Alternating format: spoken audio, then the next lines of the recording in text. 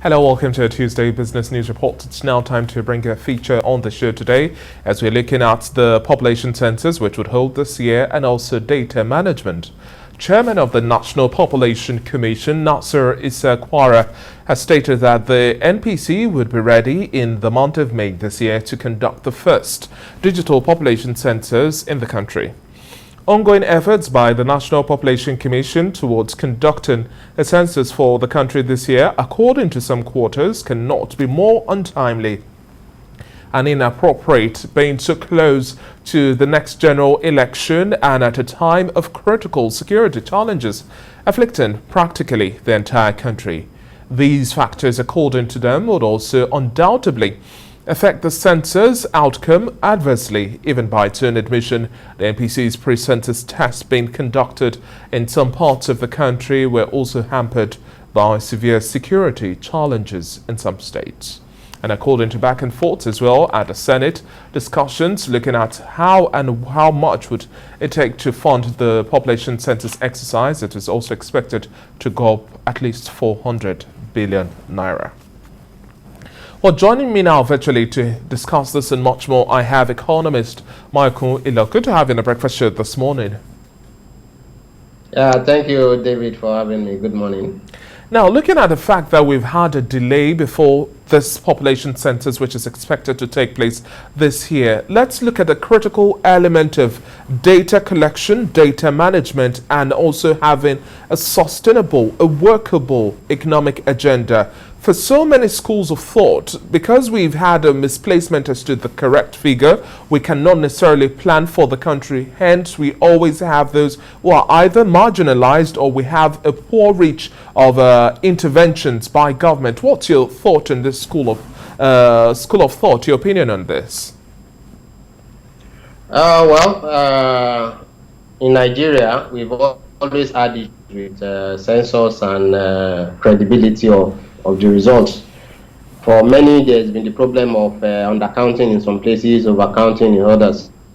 The last one, if I recollect, was in 2006, where it was recorded that Kano State had more population than Lagos. If you recall, the then Lagos State Governor, Bola Ahmed Tinubu, rejected the census results because from the look of things, there is no universe in which Kano State will have more population, especially with all the economic indices, the coastal indices, and all the things that favor Lagos.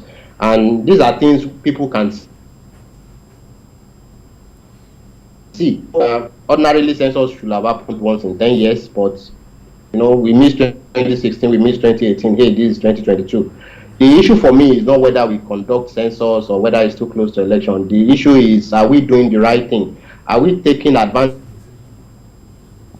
of technology to drive whatever census we want to do? The fact that there is pandemic doesn't necessarily mean we should not hold the census. But the cost associated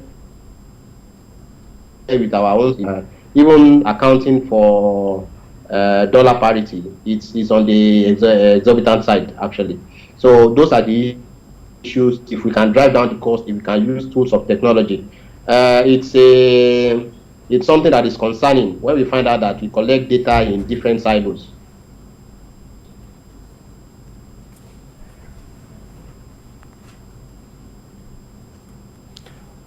Okay, Mr. Ilo, let's also look at the fact that you've made mention of leveraging on technology. Now, according to the chairman of the National Population Commission, we are going to see the first digital population census being conducted in Nigeria by the month of May this year. Do you think this is a step in the right direction, and how do we consolidate on this effort, not being just a flash in the pan?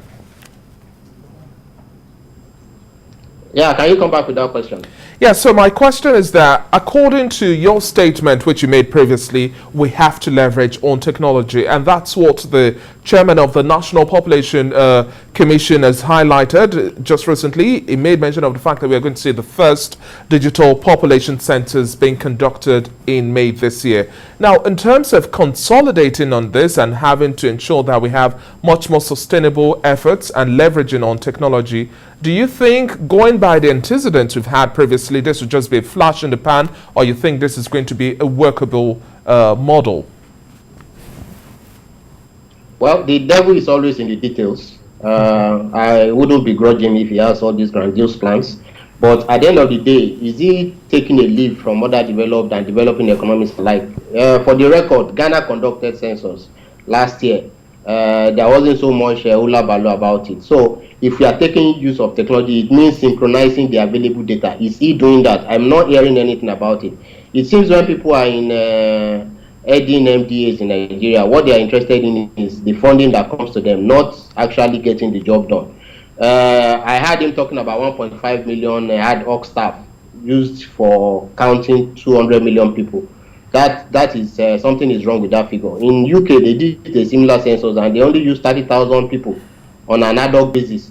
So whatever it is that is making us to have to use 1.5 million to count 200 million people, something somewhere is wrong. There's a way we can manage the data better, we can manage the process better, and get better results that is seen to be credible by all parties concerned.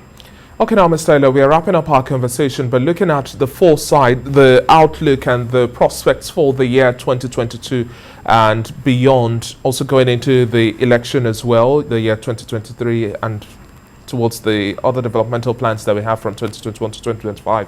How do you see us now developing more solutions, welfare interventions that are based on data? It's important to highlight here that we've not necessarily put our best foot forward in terms of intervention and relying on data. Big data is critical. In your own words now, how would you describe this mismatch we've had so far, and how do we begin to correct this narrative leveraging on data, going by the reality that we don't necessarily deal with numbers here, we just make assumptions? Well, it's still not good enough that we have to rely on United Nations worldometer to be knowing our population, but we have this data all around us. We are just not putting them in a bag where we can make economic decisions with it.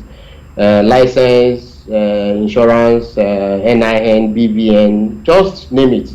So much data. These are things that are supposed to go into a central database where relevant organizations, relevant agencies can draw input from, and even government can make policies based on known facts. So the onus is still with the government we have the economics, we have the people taking the data, but are they using those data for whatever it's supposed to be used for? The only thing we seem to be interested in is in the elections and how one area of the country gets one upper on the other side.